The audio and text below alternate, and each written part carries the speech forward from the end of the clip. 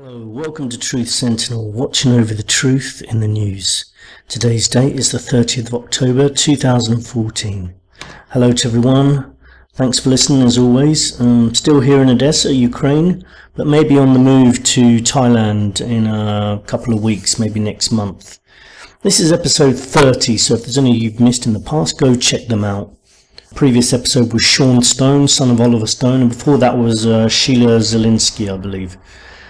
Quick appeal for sharing. Share this video with as many people as you can. Put it on your Facebook page. Post it anywhere where you think people are going to be able to listen to it. Let's try and get as many people listening as possible. You can download onto your own sites. Tweet it on Twitter. I thought I'd start off today by telling you what's coming up on today's show.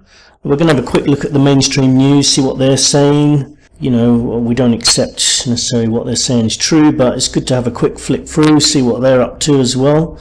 We're going to look at the main headlines, and then we're going to talk to Julia Tourianski, Russian anarchist, to get a quick overview of anarchy as an alternative system of society.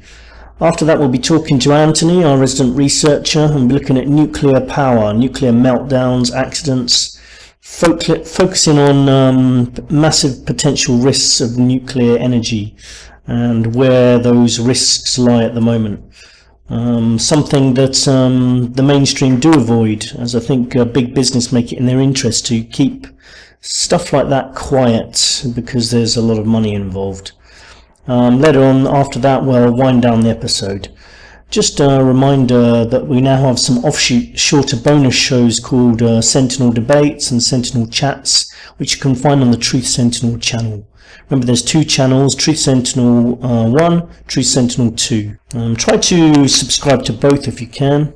I've been uploading episodes mainly directly onto Truth Sentinel 1, as there were restrictions on Truth Sentinel 2, although those have now been lifted, so I'll occasionally put them on the other one where there's actually a lot more subscribers on Truth Sentinel 2. Try to subscribe to both if you can. Anyway, today's news. So Ukraine seems to have slipped out of the news, as I mentioned last week. I'm here in Odessa, Ukraine, fair distance away from the east where there's still troubles going on there. Recent elections in Ukraine with Western-backed leaders winning. I think because of that, I think it's unlikely you've heard the last of the Ukraine situation because Putin's not going to be happy now that you basically got a Western-backed leadership in Ukraine. Here in Ukraine, speaking to a lot of people around, the biggest problem is the economy, rising prices and lack of work. A lot of people out of work, people finishing university, and there's just no jobs.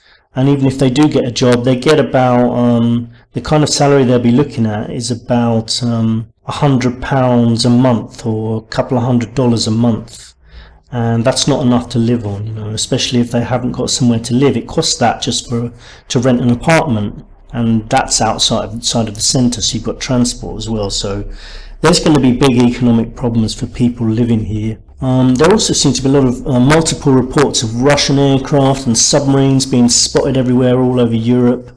That could just be propaganda, could be made up by Western media.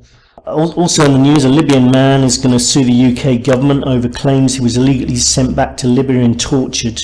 Court of Appeal has ruled.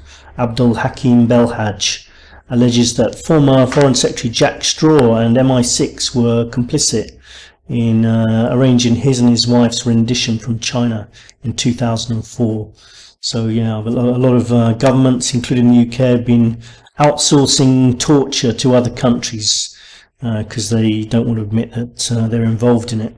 Anyway, at least some courts are recognising that these situations need to be dealt with. Some articles I've noticed on the BBC this week, which I've tweeted, include how Kate Middleton is glad to be out of the house. Yet there was a whole article basically on the fact that she left the house and said to someone, "I'm glad to be out of the house." That wasn't what the whole article was about. More kind of propaganda from the BBC, constantly writing about every movement of the royals as if we really want to hear about it, and always in a positive light. I mean, there's a lot of people who don't own a house, and so where some people are not so glad to be out of the house, they don't really have a lot of choices. They don't have a house to go into in the first place. Also, more confusing articles on BBC as how milk may not be good for your bones. Yeah, we've been told for many years milk is good for your bones and your teeth. Well, yeah, typically the BBC like to keep producing articles which are the opposite to articles they produced previously. So you just sit there scratching your head wondering whether to drink milk or not. There was another article marvelling at royal clothes through the centuries and basically how amazing they are and how expensive and lavish they are. And of course, for most people, they can't afford to buy clothes, and these people can afford to buy enough clothes so they can never have to wear the same clothes twice, or at least not to be seen in public twice with the same clothes. It's really incredible how they can just publish these articles.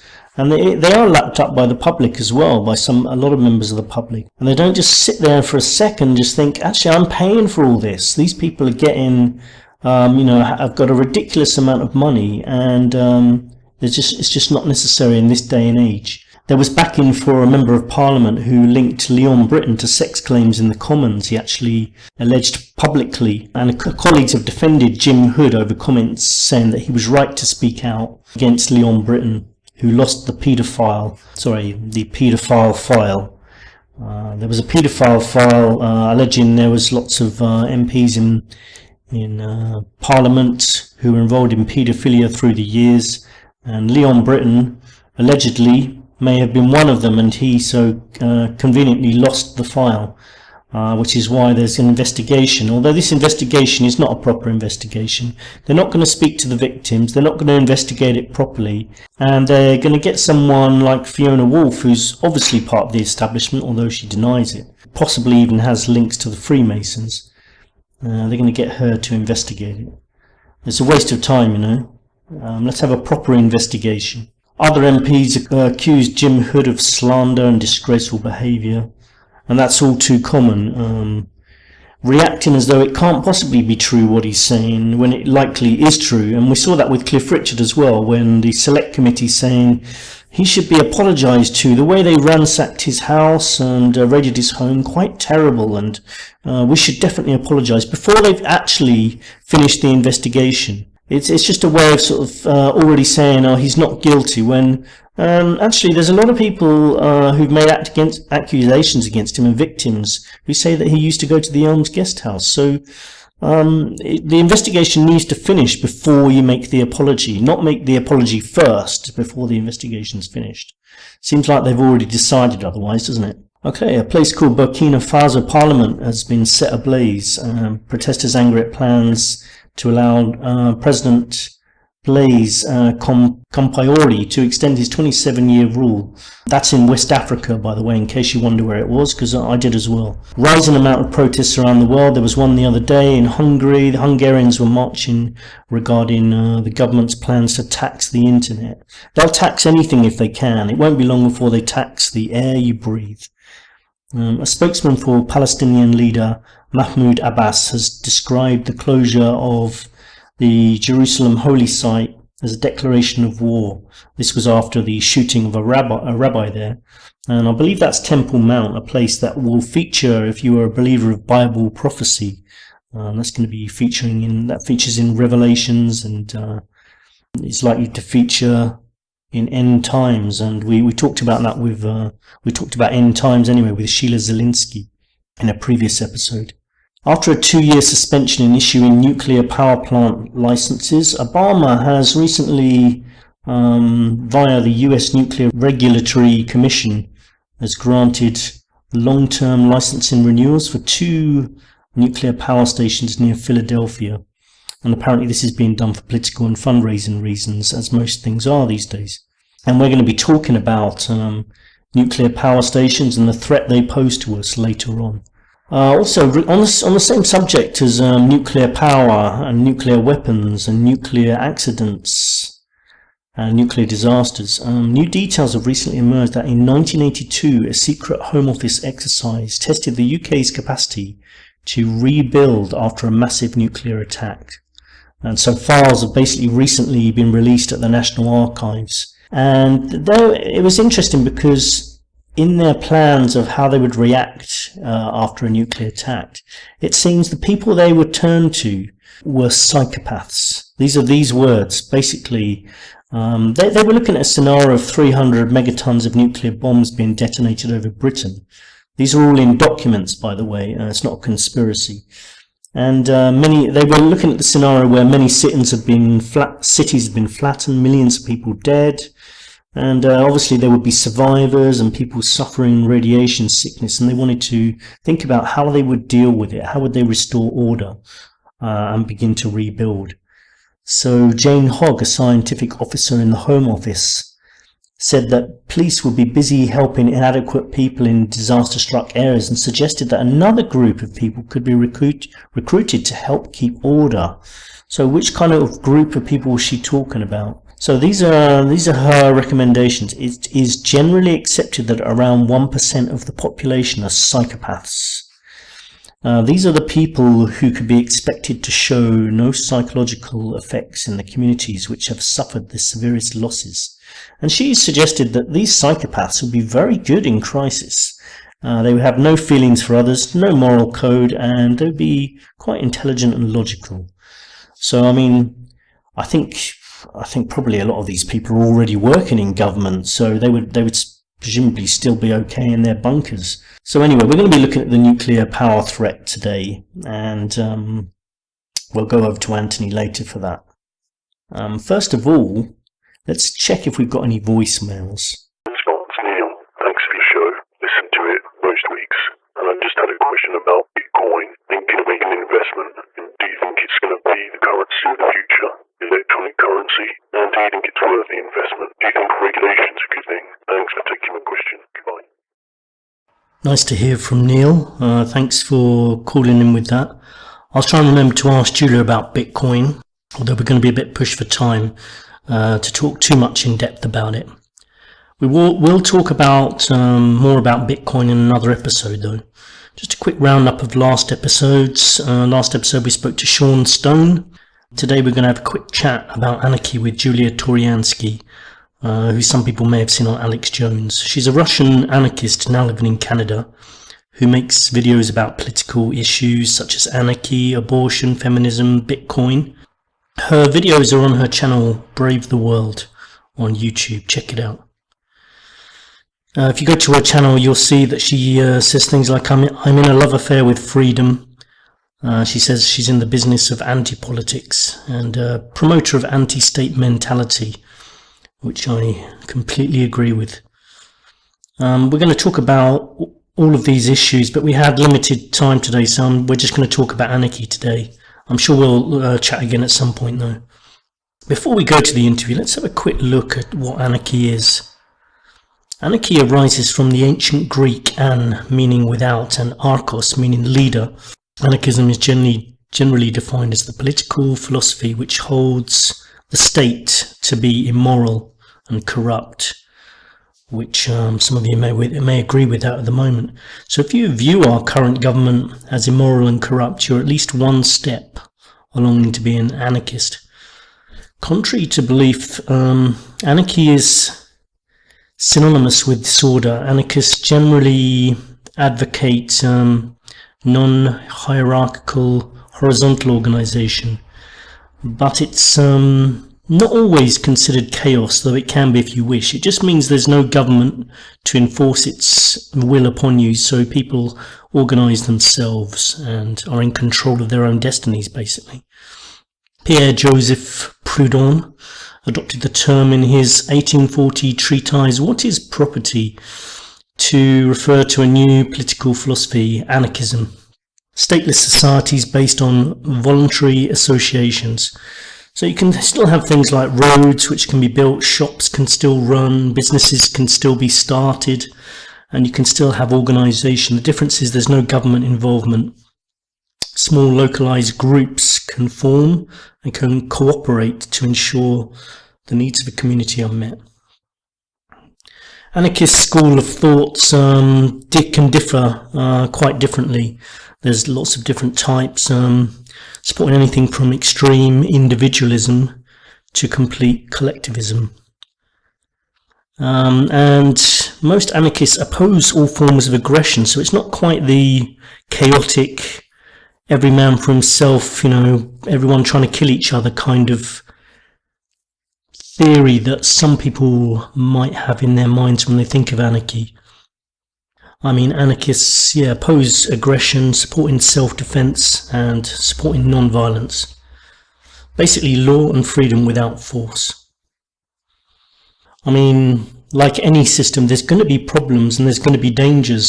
So, with anarchy, as with all systems, an example with anarchy of some problems might be that gangs could form.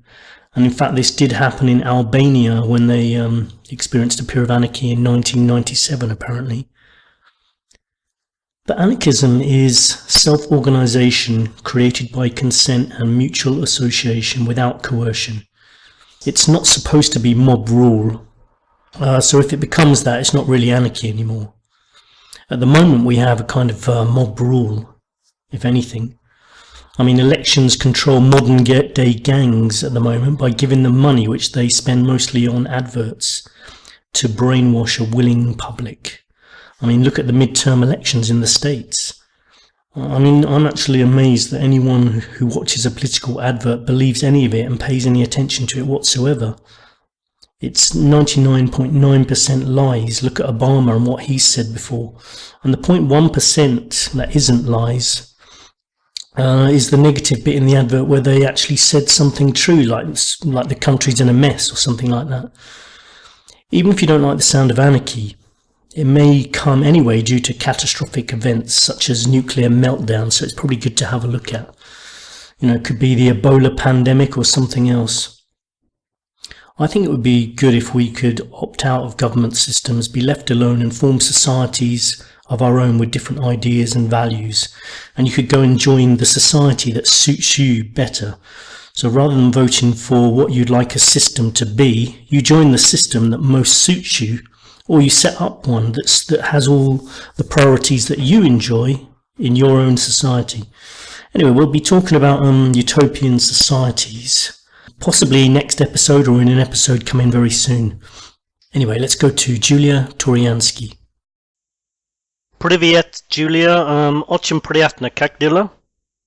Спасибо. Все хорошо. Good. Welcome to Truth Sentinel. Thank you for having me. I saw one of your videos on Brave the World on YouTube. Can you just tell me, what's the feedback loop?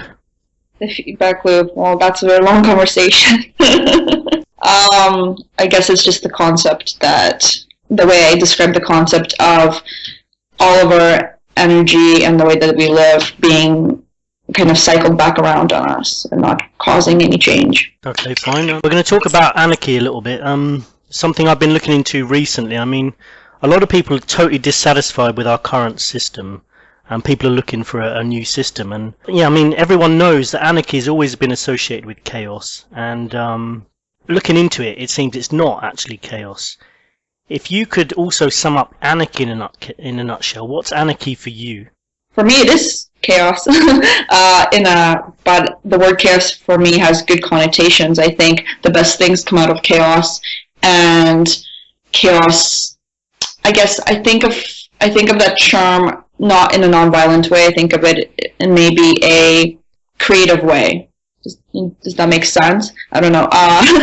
Yeah, no, a bit. Yeah, I mean, it is true that people do think of chaos in a negative way, but actually some of the best things come out of chaos. Some of the best artwork comes out of chaos, Yeah, it's, if you keep your dog on a leash its whole life, it's not going to experience anything, right? So take it off the leash. That's chaos. Well, you never met my previous dog that I had, because if you took him off the leash, there was always trouble. But that's another story. He had a problem with other animals, basically. At least you have a story. That's my point, right? Well, there was a time when I was on roller skates, and I was actually holding on to the lead with my dog, and that was quite painful, actually, because I hit a brick wall as he tried to chase after a cat. But so there you go. Don't put him on the leash, then. That's true. But then another time I took him off the leash, and he killed next door neighbour's cat. So I don't know. So there you go. Got to train the dog instead of shortcutting to a leash. I did try and train him, but didn't have much luck there.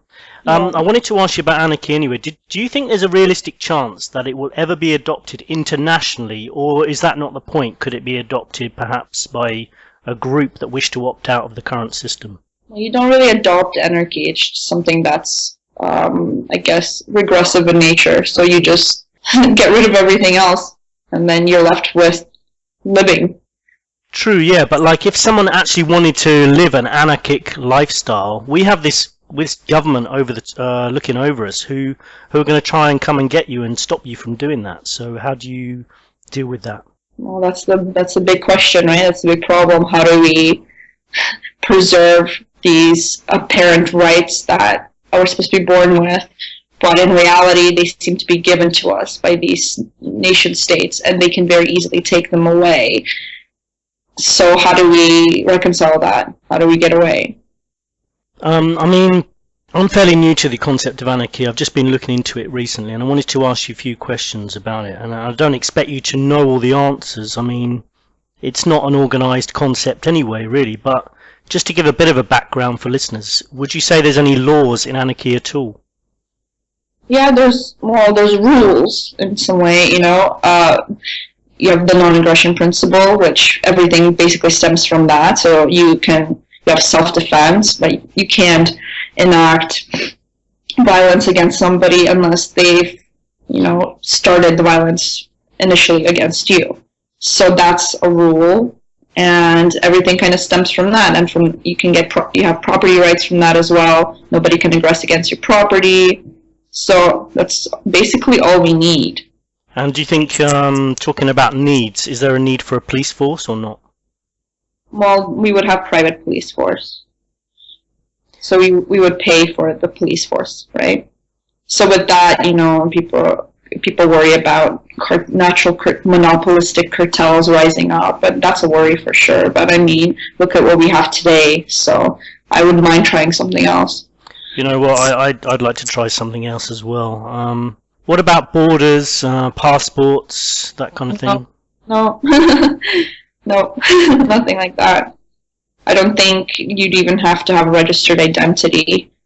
But if you don't have borders between countries, I mean, think of the United States. A lot of people there are very patriotic. I mean, if you compare it to the UK, I'd say people aren't that patriotic in the UK, but people in the States really are very patriotic. So if you take away borders, I mean, if you think of someone like Alex Jones, and I saw you on the Alex Jones show, and he always talks about, how Mexicans are coming across the borders and stuff like that. So if you took away borders, state, right? So you can't think of anarchy as, oh well, like you're thinking of it in deep, like within our current systems, right? It has to be all or nothing. So yeah, you can't just you can't apply one anarchistic principle to our current situation and expect something good to come out of it, because it won't. So actually, Alex isn't for borders, but he is when there's a welfare state. So if they didn't have